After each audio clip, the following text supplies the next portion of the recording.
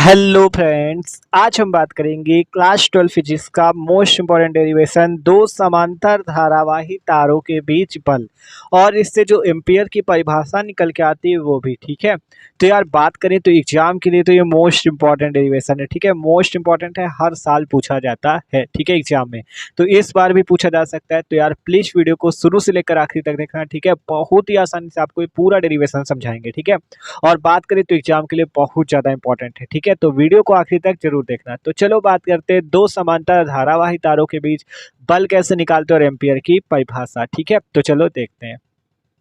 तो देखो, इसे दो समांतर धारावाही तारों के बीच हमें निकालना है बल। तो हमने यहाँ पे दो समांतर धारावाही तार पी क्यू और आर एस ले रखे हैं। ठीक है, जो कि एक दूसरे से आर मीटर दूरी पर है और इस पर I1 धारा और इस पर I2 धारा बह रही है। ठीक है, तो इस पे थ्योरी भी लिख सकते हो। माना दो समांतर धारावाही तार पी क्यू और आर एस हैं, जो कि एक दूसरे से स्मॉल आर मीटर दूरी पर हैं।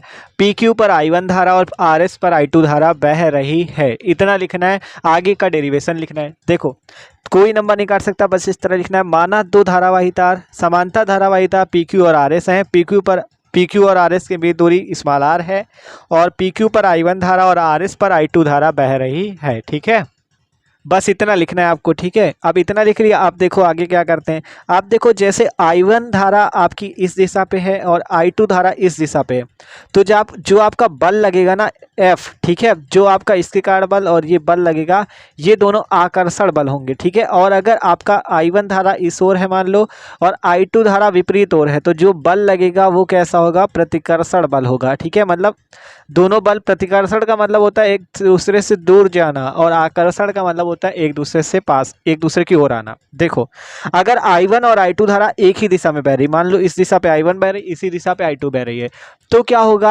आपका जो बल होगा एक ही दिशा पे लगेगा, मतलब आकर्षण बल होगा। और अगर I1 आपकी मान लो इस ओर जा रही ऊपर की ओर, I2 नीचे की ओर बह रही है, विपरीत दिशा में बह रही, तो बल जो होगा प्रतिकर्षण बल होगा। तो ये बात भी आप याद रखना। ठीक है, तो यहाँ पे चाहते हो अगर डबल चित्र बनाना तो डबल भी बना लेना। ठीक है, यहाँ पे देखो छोटा सा बनाए दे रहे हैं, ये पी क्यू आर एस। ठीक है, यहाँ पे I1 धारा ऊपर की ओर है मान लो, I2 धारा नीचे की ओर है, तो आपका क्या होगा? बल प्रतिकर्षण बल लगेगा। ठीक है, दोनों ऐसे की ओर लगेंगे इस टाइप से, और बीच की दूरी आर है। तो दोनों चित्र चाहो तो दोनों बना लो, एक चाहो तो एक बनाओ। ठीक है, तो देखो अब इसका डेरिवेशन करते हैं। तो इतनी बात समझ में आ गई कि I1 और I2 से क्या मतलब है। अगर I1 और I2 एक ही दिशा पे हैं तो ठीक है, तो क्या होगा? आपका बल आकर्षण होगा। ठीक है, और अगर I1 I2 विपरीत दिशा में तो बल प्रतिकर्षण होगा। आप निकालते दो समांतर धारावाही तारों के बीच बल। तो देखो, बल निकालने से पहले हमें निकालना होगा चुंबकीय क्षेत्र, क्योंकि बल का फॉर्मूला होता है IBL साइन थीटा। ठीक है, IBL साइन थीटा। तो हमें सबसे पहले B की ज़रूरत है, इसलिए हम पहले क्या निकालेंगे? B अर्थात चुंबकीय क्षेत्र को निकालेंगे। ठीक है, तो यहाँ पे लिखते हैं PQ। देखो क्या लिखेंगे? PQ के कारण RS के किसी बिंदु पर लगने वाला चुंबकीय क्षेत्र। देखो, इस PQ के कारण आपको हमने पढ़ाया था, जो आपका मतलब जो तार था, ठीक है, एक समान ऋजुरेखी जो तार था, उससे आर मीटर दूरी पर बिंदु P पर आपका चुंबकीय क्षेत्र निकालना आपको बताया था। ठीक है, जिसपे फॉर्मूला आया था म्यू नॉट अपॉन 2 पाई और 2I अपॉन आर कह सकते हो। ठीक है, तो देखो अभी लिखते हैं। तो देखो यहाँ पे लिखते हैं PQ के कारण RS के किसी बिंदु पर चुंबकीय क्षेत्र। तो देखो क्या हो जाएगा? PQ के कारण RS के किसी बिंदु पर चुंबकीय क्षेत्र। तो देखो वो क्या हो जाएगा आपका? B equal to mu naught upon 2 pi, और धारा इस पे कितनी है? PQ के कारण लग रहा है ना, तो धारा इसकी लगेगी I1 अपॉन में। ठीक है, दूरी क्या हो जाएगी? R है तो R हो जाएगी, म्यू नॉट अपॉन 2 पाई I1 अपॉन R कर सकते हो, या आप यहाँ पे 4 पाई कर लो और ऊपर 2I1 अपॉन R भी कर सकते हो, कोई दिक्कत नहीं। चाहे इस तरह लिखो, क्योंकि 2 से 2 वैसे भी कट जाएगा, 2 पाई I1 अपॉन R आ जाएगा। ठीक है, तो जिस तरह से आपका मन हो उस तरह से आप लिख सकते हो। तो हमने लिख लिया ये म्यू नॉट अपॉन 2 पाई, धारा I1 बह रही इस पे, तो I1 और दूरी R है तो R, इसे मान लिया समीकरण नंबर 1। और चुंबकीय क्षेत्र क्या है? B1। ठीक है, क्योंकि इसी के कारण है तो V1, mu naught upon 2 pi और धारा I1 तो I1 अपॉन R। अब हमें निकालना है बल। ठीक है, तो यहाँ पर से लिखते हैं RS की मान लो लंबाई यहाँ पर से कितनी है? L। तो यहाँ से लिखते हैं RS की L लंबाई। देखो RS की कैपिटल L लंबाई। ठीक है, RS की ये जो L लंबाई है, तो यहाँ पे लिखेंगे RS की L लंबाई पर लगने वाला बल। ठीक है, पर लगने वाला बल F बराबर, ठीक है, F बराबर हो जाएगा RS पर धारा है I2 तो I2, और PQ के कारण RS पर क्या बल लगा है, क्या चुंबकीय क्षेत्र आया B1, तो यहाँ पे B1, इसकी लंबाई L तो L और फिर साइन थीटा। देखो ध्यान से समझो, यहाँ पे PQ के कारण RS बिंदु पर चुंबकीय क्षेत्र निकला था B1, मतलब PQ के कारण RS के किसी बिंदु पर चुंबकीय क्षेत्र निकला था B1, और धारा है देखो यहाँ पे RS की L लंबाई पे निकाल लो ना, तो RS की धारा I2 और चुंबकीय क्षेत्र इसका लगेगा B1 और L हो गया और साइन थीटा, ठीक है, ये होता है IBL साइन थीटा, तो I2 B1L साइन थीटा।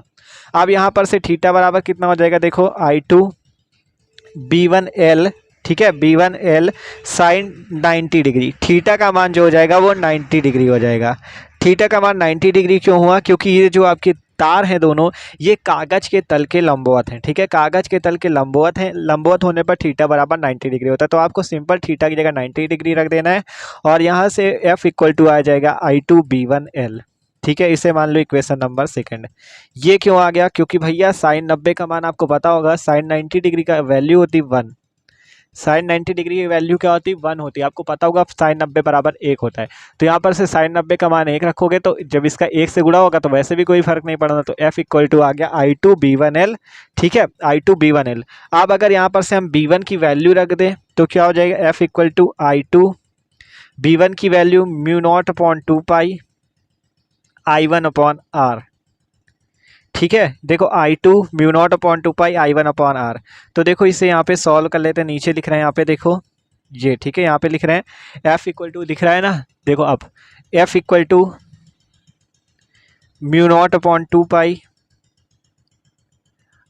और I1 I2, देखो यहाँ पर से L तो हमने गायब ही कर दिया, L भी तो है अभी, इंटू में L, देखो क्या है, फिर से देखो F equal to I2 B1L sine 90 degree, sine 90 का मान 1 हुआ तो I2 B1L, I2 आया, B1 की वैल्यू μ0/2 I1/R, और L था तो L लिख दिया, ठीक है। अब यहाँ पर से μ0/2 और I1 और I2 को साथ कर दो, I1 I2 अपॉन में R, और ये जो L है इसे ले लो नीचे इस टाइप से, ठीक है, देखो देख लो ध्यान से, कोई दिक्कत नहीं, जल्दी कुछ नहीं है।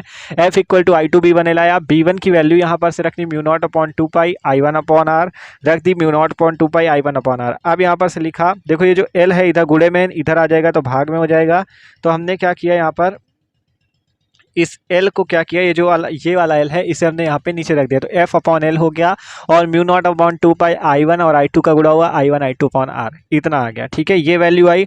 अब बस इसी से आपकी एम्पियर की सॉरी 1 एम्पियर की परिभाषा बनेगी इसी से, ठीक है। तो सिंपल क्या किया, पहले B1 निकालना है, इसके कारण इस पर, फिर F बराबर I2 B1L, B1 की वैल्यू रख दो और ये मान आ जाएगा। आप देखो आगे सॉल्व करते हैं इसे, तो देखो F/L बराबर μ0/2 I1 I2/R आया। अब यदि यहाँ पर से I1 और I2 धारा बराबर हो जाएं, मान लो I1 पर भी एक ही धारा बहे, I2 पर भी एक ही धारा बहे, तो हम यहाँ पर से क्या लिख सकते हैं, देखो हम यहाँ से लिखते हैं F/L equal to μ0/2 I1 I2/R। तो पहले इसका स्क्रीनशॉट ले लेना क्योंकि आपका इरेज भी हो सकता है, ठीक है, तो स्क्रीनशॉट ले लो, एक बार ले लिया। आप देखो इस पर F/L equal to μ0/2 I1 I2/R। अब यदि लिख दें यहाँ पर से I1 बराबर I2, ठीक है, मतलब दोनों तारों पर एक ही धारा हो, ये जो I1 और I2 है दोनों का मान एक ही हो, तो यहाँ पर से क्या हो जाएगा F/L इक्वल टू μ0/2, ठीक है, और क्या हो जाएगा I1 और I2 जब बराबर हो जाएंगी, बराबर लिख देते I, ठीक है, तो I इंटू I हो जाएगा और बटे में R, तो यहाँ से क्या आ जाएगा F/L बराबर μ0/2 I का गुणा I से होगा I² बटे में R, ये आ गया आपका बल, ठीक है। तो देखो सिंपल हुआ कुछ नहीं, F/L बराबर μ0/2 I1 I2/R था, I1 और I2 की वैल्यू I रख दी, तो यहाँ पर से I इंटू I का गुणा होगा I² और इतना आ गया, तो ये आ गया, ठीक है। हमने जो दो समांतर धारावाही तारों के बीच में बल निकला वो आया ये, ठीक है। अब इतना आ गया। अब एम्पियर की परिभाषा कैसे बने, 1 एम्पियर की परिभाषा लिखनी है, तो देखो कैसे बनेगी, एकदम सिंपल है। आपको यहाँ पे अगर थोड़ा सा समझ गए इसका मतलब आपका जो कैलकुलेशन होगी अगर वो समझ गए तो आप एम्पियर की परिभाषा एकदम ट्रिक से लिख लोगे। देखो कैसे, अगर यहाँ से हम L का मान रख दे 1, ठीक है, 1 मीटर कह सकते हो, और इसका I का मान भी 1 एम्पियर का रखना पड़ेगा क्योंकि 1 एम्पियर की परिभाषा बनानी है, और R का मान भी 1 मीटर रख दें, तो यहाँ पर से क्या आ जाएगा देखो, और जो μ0 की वैल्यू होती है वो होती है 4 पाई इंटू 10⁻⁷। देखो ध्यान समझ लो क्या क्या कह रहे हैं। आई का मान हमें 1 एम्पियर रखना होगा क्योंकि 1 एम्पियर धारा का मान ही निकालना है, 1 एम्पियर की परिभाषा बनानी है। और यहाँ से हम एल का मान भी 1 मीटर रखेंगे और आर का मान भी 1 मीटर रखेंगे। अभी बताएंगे कैसे परिभाषा बनेगी। और म्यू नॉट का मान रखेंगे 4 पाई इंटू 10⁻⁷। ठीक है, ये 10⁻⁷ लिखा हुआ है। तो यहाँ से क्या हो जाएगा, एफ बटे एल का मान क्या है 1 metre equal to mu naught की वैल्यू है 4 पाई इंटू 10⁻⁷। देख लो 4 पाई इंटू 10⁻⁷ और अपॉन में 2 पाई। अब आई स्क्वायर है, 1 का स्क्वायर करोगे वैसे भी 1 आना है, आर की जगह 1। ठीक है, इतनी वैल्यू आई। देखो अब इससे सॉल्व कर लो, 2 पाई से काटो 4 पाई आ जाएगा 2। तो F upon 1 equal to 2 into 2, ठीक है, 2 इंटू 10⁻⁷ इंटू 1 अपॉन 1, ये वैल्यू आई है। ठीक है, देख लो ये वैल्यू आई आपकी, ये देख लो एकदम आसान है। तो देखो किया क्या, F upon L equal to mu naught upon 2 pi I square upon R है। आई का मान 1 एम्पियर रखना होगा क्योंकि 1 एम्पियर धारा की परिभाषा बनानी है। तो एल का मान भी 1 मीटर रखा, आर का मान भी 1 मीटर रखा, म्यू नॉट का मान रखा 4 पाई इंटू 10⁻⁷। तो 4 पाई इंटू 10⁻⁷, नीचे 2 पाई से 4 पाई काटोगे आ जाएगा 2। तो 2 इंटू 10⁻⁷, यहाँ पे 1 है, यहाँ पे भी 1 है। आप देखो इसकी परिभाषा बताते हैं। तो देखो अब यहीं पर से आपकी ट्रिक चालू हो गई। देखो आई का मान 1 एम्पियर कब होगा, जब एल का मान 1 मीटर, आर का मान 1 मीटर और म्यू नॉट का मान आपका 4 पाई इंटू 10⁻⁷ रखने पर आपका जो बल आएगा वो कितना आएगा, 2 गुणे 10⁻⁷ और मात्रक होता है न्यूटन। ठीक है, तब धारा आपकी 1 एम्पियर होगी। क्या कहा, जब आपका तारों की लंबाई एल क्या है, तार की लंबाई ही तो थी, और आर क्या है, इनके बीच की दूरी, जिसके बीच की दूरी क्या हो 1 मीटर हो, और तो बल क्या हो 2 गुणे 10⁻⁷ न्यूटन, तब वो धारा 1 एम्पियर कहलाएगी। ध्यान से समझो, जब आपका तार की लंबाई एल जो हो 1 मीटर हो और आपका तारों के बीच की दूरी भी 1 मीटर हो, ठीक है, और आपका बल का मान हो 2 गुणे 10⁻⁷ न्यूटन, तब धारा 1 एम्पियर कहलाएगी। परिभाषा पढ़ो, देखो परिभाषा पढ़ते तब समझ में आएगा। देखो क्या कह रहा है, कह रहा है 1 एम्पियर वह विद्युत धारा है जो कि निर्वात में परस्पर 1 मीटर की दूरी पर स्थित, देखो आर का मान यहाँ पे दिया गया 1 मीटर, कह रहा है 1 एम्पियर वह विद्युत धारा है। देखो वही परिभाषा दे रहे हैं 1 एम्पियर की, कि 1 एम्पियर ऐसी धारा है जो कि निर्वात में परस्पर आर बराबर 1 मीटर, कह रहा है 1 मीटर की दूरी पर स्थित 2 ऋजुरेखी लंबे व समांतर तारों में। देखो 2 तार थे ऋजुरेखी जिनके बीच की दूरी क्या है, आर बराबर 1 मीटर हो, और दूरी पर स्थित 2 ऋजुरेखी लंबे व समांतर तारों में प्रवाहित होने पर प्रत्येक तार की प्रति मीटर लंबाई, मतलब यहाँ पे प्रति मीटर लंबाई का मतलब एल बराबर 1 मीटर लंबाई पर 2 गुणे 10⁻⁷ न्यूटन का बल उत्पन्न करती वह 1 एम्पियर धारा होती है। 1 एम्पियर धारा पे देखो फार्मूला क्या आया है यहाँ पे, यहाँ ध्यान से देख लो एक बार, एफ अपॉन 1 इक्वल टू 2 गुणे 10⁻⁷ इंटू 1 अपॉन 1। ये 1 क्या है, ये 1 आपका क्या है, धारा का मान है, ये आपका एल का मान है और ये आपका आर का मान है। तो जब एल का मान भी 1 मीटर हो जाए, आर का मान भी 1 मीटर हो जाए और बल का मान 2 गुणे 10⁻⁷ न्यूटन आए, तब आपका वो धारा 1 एम्पियर कहलाएगी। तो परिभाषा फिर से पढ़ो एक बार, कि 1 एम्पियर वह वैद्युत धारा है, देखो क्या 1 एम्पियर वह वैद्युत धारा है जो कि निर्वात में परस्पर 1 मीटर दूरी पर, ठीक है, 1 मीटर या आर बराबर 1 मीटर दूरी पर स्थित 2 ऋजुरेखी लंबे, 1 मीटर दूरी समझ रहे हो, इसके बीच की दूरी 1 मीटर है। ठीक है, तो 1 एम्पियर वह वैद्युत धारा है जो कि निर्वात में परस्पर 1 मीटर की दूरी पर स्थित 2 ऋजुरेखी लंबे व समांतर तारों में प्रवाहित होने पर प्रत्येक तार की प्रति मीटर लंबाई, मतलब प्रत्येक तार की जो लंबाई एल बराबर हो वह 1 मीटर हो, तो लंबाई पर 2 गुणे 10⁻⁷ न्यूटन का बल उत्पन्न करती है, तो वह धारा 1 एम्पियर कहलाती है। तो इसका स्क्रीनशॉट ले सकते हो, बल का मान 2 गुणे 10⁻⁷ न्यूटन आएगा। ठीक है, जब आप आर का मान 1 मीटर रख दो, एल का मान 1 मीटर रख दो, तो आपका बल का मान क्या आएगा, 2 गुणे 10⁻⁷ न्यूटन आएगा। तो ये है 1 एम्पियर धारा। जब बल 2 गुणे 10⁻⁷ न्यूटन का होगा तो धारा आपकी 1 एम्पियर होगी। ठीक है, तो इस तरह से आप एकदम आसानी से परिभाषा बना सकते हो, क्या कि जब एल का मान 1 मीटर हो, आर का मान 1 मीटर हो, बल आपका 2 गुणे 10⁻⁷ न्यूटन आ जाए, तब वह धारा 1 एम्पियर कहलाती है। परिभाषा का स्क्रीनशॉट ना लिया हो तो ले लो फिर से, कि 1 एम्पियर वह वैद्युत धारा है जो कि निर्वात में परस्पर आर बराबर 1 मीटर की दूरी पर स्थित 2 ऋजुरेखी लंबे व समांतर तारों में प्रवाहित होने पर प्रत्येक तार की 1 मीटर लंबाई पर 2 गुणे 10⁻⁷ न्यूटन का बल उत्पन्न करती है, वो ही आपकी 1 एम्पियर की धारा कहलाती है। तो ये था आपका चित्र, थोड़ा सा इरेज हो गया उसको रखने की वजह से, यहाँ पे I1 अपॉन आर था ना ये, तो इरेज हो गया, पहले ही कहा था स्क्रीनशॉट ले लो। तो देख सकते हो ये है दो समांतर धारावाही तारों के बीच बल। तो यार वीडियो अच्छा लगा हो तो लाइक कर देना, चैनल पर न हो तो सब्सक्राइब जरूर कर देना, ठीक है। अगर समझ में आ गया होगा, वैसे ना आया हो तो एक बार फिर से वीडियो देख लेना, क्योंकि आपका बहुत ज़्यादा इंपॉर्टेंट डेरिवेशन है, ठीक है। तो चैनल को भी सब्सक्राइब कर लेना।